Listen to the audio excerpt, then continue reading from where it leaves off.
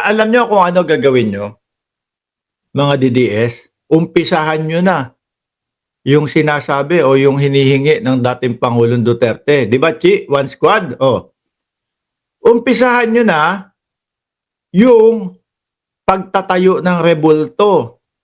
'Di ba?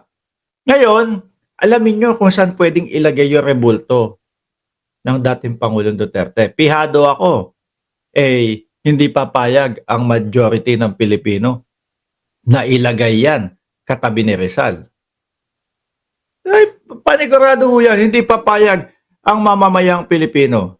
Ano ho ba yung tinutukoy ni Mark Ramos patungkol dito sa sa rebulto na to?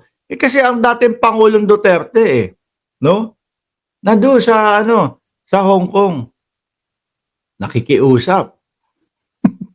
Nakikiusap na mag-ambag-ambag na lang daw $5, no? $10 patayuan ng rebulto, no? At ang hiling katabi ni Rizal. Si Rizal daw ho ang hawak libro, siya naman daw ganun. 'Di ba? Ganun naman daw ho, mga kababayan. Ibang klase ho, no? Ngayon, ang tanong, papayag kaya ang mamamayang Pilipino sa tabi ni Rizal, si dating Pangulong Duterte? Hindi ho, no? Bigyan ko kayo ng clue kung saan mga pwede yan, no? Una, pwede nyong ilagay yung rebulto na yan sa loob ng bahay ni dating Pangulong Duterte. Oh. Kaya gagawa kayo ng museo. Oh, dito itinira ang dating Pangulo. Yung kayo-kayo lang yung pupunta, kayo-kayo lang yung sisilip. 'Di ba? Sabi ni Abtik, gumagawa ka na naman ng kwento, buti hindi ka natukhang. Ay, wala akong tukhang dito no? Wala akong tukhang dito sa pinaka expensive na bansa. Diba? Hindi utu-utu ang tao dito no? Sabi niya, gumagawa ka na naman ng kwento. Sabi ni Abtik. Mukhang piso comment talaga kayo. Ayan, pinost mo pa yung piso-piso dyan, ha? Gusto mo malaman kung talaga bang kwento-kwento tong sinasabi ng dating Pangulong Duterte na pagawaan siya ng rebulto? O sige, ito. Mismo po. Ayan, no? Ayan, sige. Gusto ng mga DDS, nasasampal sila ng katotohanan, no? Oh. Pakinggan ho natin si Atty. Claire Castro, mga kababayan. Taong bayan ang magsasabi kung siya'y naging hero. At paggawan siya. Ayan. O mismo PCO na nagsasabi. At narinig namin yan doon sa Hong Kong nila. Na yung nakikinig doon sa loob, mga KOJC. Pero yung nasa labas po nung stadium na yon,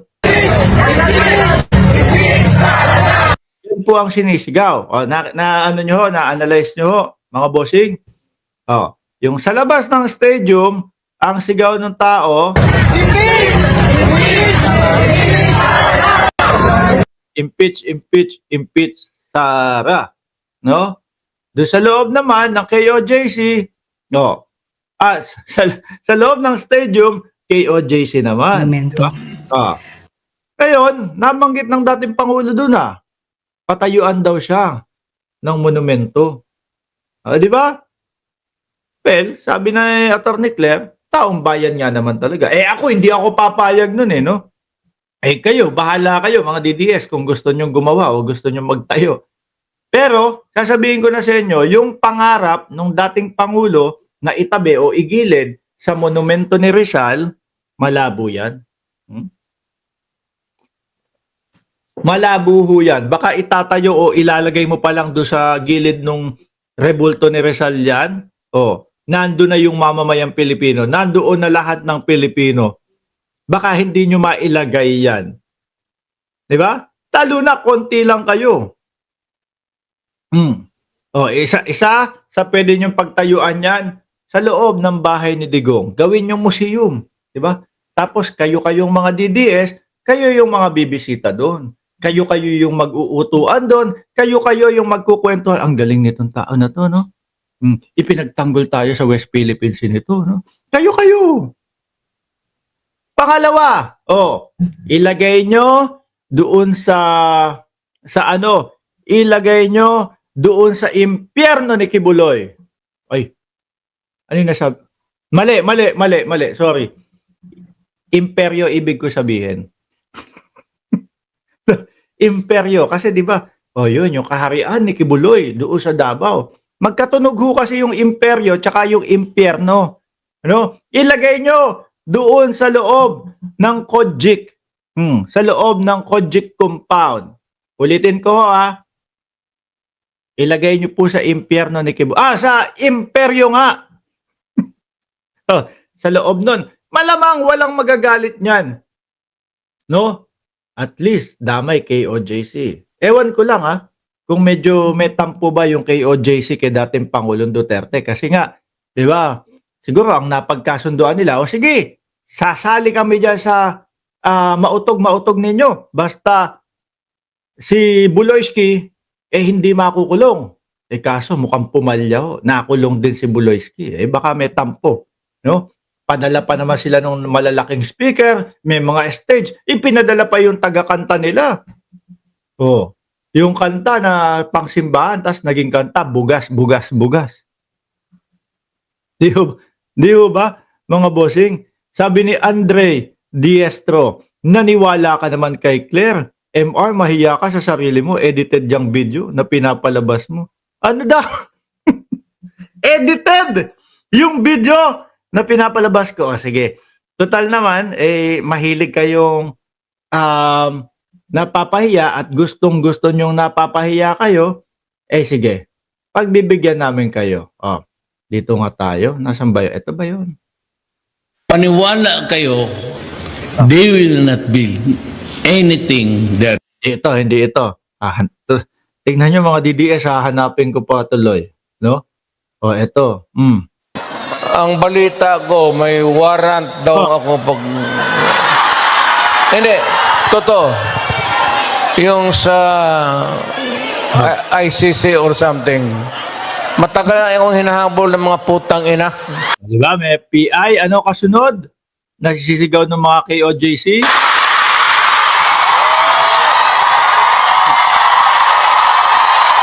Yang mga yan, pag nakarinig, mga kababayan, ng PI, naku, nauulol ho yung mga yan, mga bossing. No? Kaya ako nagtataka ko kay Labato de la Rosa doon sa PDP. Subukan yung mag-PI-PI. Subukan yung mag-PI-PI. Malamang yung mga ayaw sa inyo na mga DDS, ibuboto kayo nun. Alam nyo po kung ano ang key para manalo kayo? Mapanalunan nyo ang puso ng DDS? No? Mag-PI kayo. Yan ang gustong-gusto ng mga DDS. Yung mga presidenteng palamura. Yung mga presidenteng, kunyari mag-jet ski ako sa West Philippine Sea. Pero wag ka. Nakalimutan na yata. Diba? Tuloy ko to ha. Tuloy ko to Ang meantime, mag-contribute kayo, baski $5, $10. Narinig nyo na. Paano yung mga DDS na patay gutom sa Pilipinas? yung 20 pesos na bigas nga paulit-ulit. Paano yun? Tapos pag-contribute pa ng $5, $10, malamang wala. Di ba, Frozen Soul? Mag-contribute kayo ng $5, $10. Para saan? Para paglabas ko sa presuhan, pagawaan niyo akong monumento. Paggawa nyo daw ng monumento. Kaya ang dinidiscuss natin dito, mga boss, kung saan pwede, no? Nandito si Panelo. That's a joke. So ultimo kayo, hindi kayo uma-agree na ang isang dating Pangulong Duterte kagawa-gawa ng monumento. Miski kayo, hindi kayo agree, no? Total, joke di ba? Hindi nyo naman hindi nyo naman pinapaniwalaan eh. Ngayon, dinidiscuss natin mga kababayan dito kung saan nila pwede na itayo yung monumento, no? Kung kay Rizal, malabo eh. Hindi papayag ang sambayan ng Pilipino. Di ba, Maestro Paul? Pakisuportahan po yung channel ni Maestro Paul, mga kababayan.